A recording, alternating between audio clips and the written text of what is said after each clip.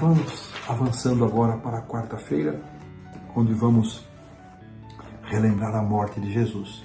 E eu peguei aqui alguma sequência do desejado de todas as nações que nos ajuda a ter compreensão, e nos diz o seguinte, que ao pé da cruz, então, achava-se a sua mãe, embora Marcos não faça referência a Maria, mãe de Jesus, faz referência ali no verso 40 a outras pessoas. Ela fala de Maria Madalena, Maria mãe de Tiago, o menor de José, e também Salomé, que alguns acreditam possa ser irmã de Maria, mãe de Jesus, e mãe de Tiago e João. Lembramos que lá no Getsemane e ao longo de todo o seu processo na cruz, Jesus passava pela agonia de estar separado do Pai. Ele se tornou o portador dos nossos pecados, e ao tornar-se portador dos nossos pecados, a ira de Deus, o desprazer de Deus pelo pecado, recaiu sobre Jesus. Jesus sofreu e suportou a agonia da morte que aqueles que morrerem sem esperança, aqueles que morrerem sem salvação, sem Cristo, vão experimentar, ou seja, a segunda morte. Foi essa morte que Jesus viveu na cruz, experimentou na cruz. Essa agonia de não saber se ele voltaria à comunhão com o Pai, com quem estiver eternamente em presença e harmonizado. Isto agonizava Jesus mais do que qualquer outra coisa. E é nos dito que da hora sexta, ou seja, do meio-dia até a hora nona, até as 3 da tarde, houve trevas sobre a cruz. Interessante, a cruz ficou envolta e todo o Calvário em trevas espessas. Mas o desejado faz um comentário aqui, naquela densa treva, Deus e os seus anjos se ocultavam ali. Ele não podia se revelar. Deus não pôde tirar o seu filho da cruz, porque esse era o plano, a morte de Cristo para a nossa salvação. Deus não podia apresentar-se a ele, mas ele foi o mais próximo possível que ele pôde de Cristo Jesus. Irmãos, que coisa linda, muitas vezes acontece isso conosco também. Às vezes estamos nas trevas da nossa agonia, da nossa provação, e muitas vezes em meio a essa dor não conseguimos discernir a presença de Deus, porque Ele não nos impede de entrar no vale escuro e sombrio, mas Ele afirma que vai conosco, Ele sempre está o mais próximo possível da nossa caminhada, da nossa experiência, assim como Ele teve o mais próximo possível do Calvário. A hora nona, diz o desejado, a treva se ergueu de sobre a terra.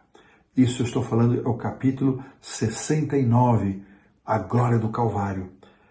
Mas a cruz, irmãos, olha, foram manifestações sobrenaturais. Toda a treva que envolvia o Calvário foi levantada, mas a cruz continuava envolvida em treva. A cruz do Senhor Jesus era um símbolo da agonia e da sua dor. E nesse instante, exatamente, quando a treva do Calvário se dissipou, mas havia trevas sobre ele, é que ele clama o que está aí no verso 34. A hora nona, perto, bem próximo da sua morte, Jesus clamou em alta voz, Eli, Eloi, Eloi, ou Eli, Eli, lama sabachthani, que quer dizer, Deus meu, por que me desamparaste? Foi exatamente nesta hora. E é interessante, esta foi a quarta frase aqui de Jesus na cruz, e depois disto, ele recobrou um pouco do seu sentido e a quinta frase, tenho sede, aí lhe tentaram dar aquela bebida fermentada, um vinagre, um vinho fermentado, e ele recusou. Então, logo em seguida, aqui diz o verso 37, e aqui este está no verso 36, o que lhe deram bebida, não menciona a frase de Jesus, Marcos não menciona, mas ele pediu, tenho sede. Alguns acharam que ele chamava por Elias, mas aí vem logo o verso 37, mas Jesus, dando um grande brado, expirou. Então, 2 frases mais foram pronunciadas por Jesus. Está consumado, e Pai, nas tuas mãos entrego o meu espírito. Esta expressão, está consumado, ela tem um fortíssimo significado. Ela nos conduz para a palavra tetelestai, que era um brado de vitória usado por aqueles que participavam dos jogos para comemorar a sua vitória. Jesus não morreu como um derrotado. Apesar de ele não ter discernimento de qual seria o resultado do seu sacrifício, Jesus morreu na confiança de que ele retomaria a sua eternidade com o Pai. Tetelestai, está consumado.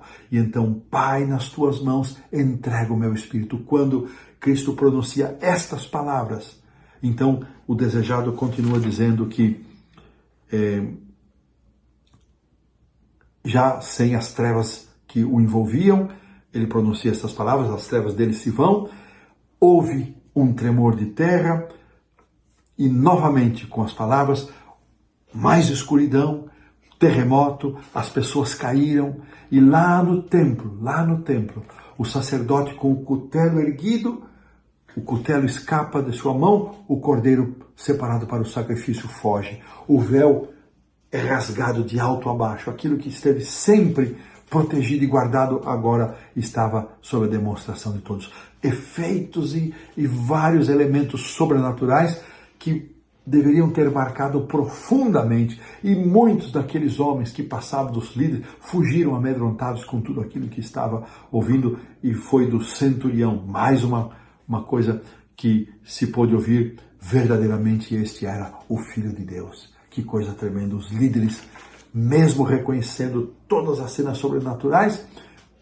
continuaram negando, e foi um pagão, um gentil, que reconhece a divindade de Jesus.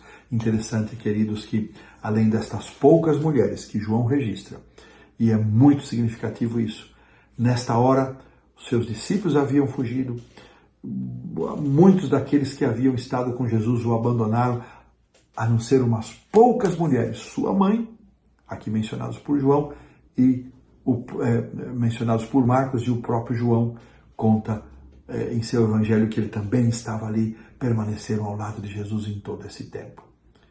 E é significativo porque as mulheres, elas ocuparam um papel muito relevante, elas foram as primeiras a transmitirem a mensagem da ressurreição, e nós precisamos entender e valorizar o papel que as mulheres devem e podem exercer em nosso meio na pregação do Evangelho. Aqui então nós colocamos um ponto final. Antes do ponto final, só fazer uma menção que o autor, na lição, ele faz uma correlação entre o batismo e a cruz, mencionando aqui a relação entre o início e o final do seu ministério como um cumprimento. Esse é o ponto mais relevante, como um cumprimento da profecia de Daniel, capítulo 9, versos 24 a 27. Então agora sim, aqui colocamos um ponto final na lição da quarta-feira.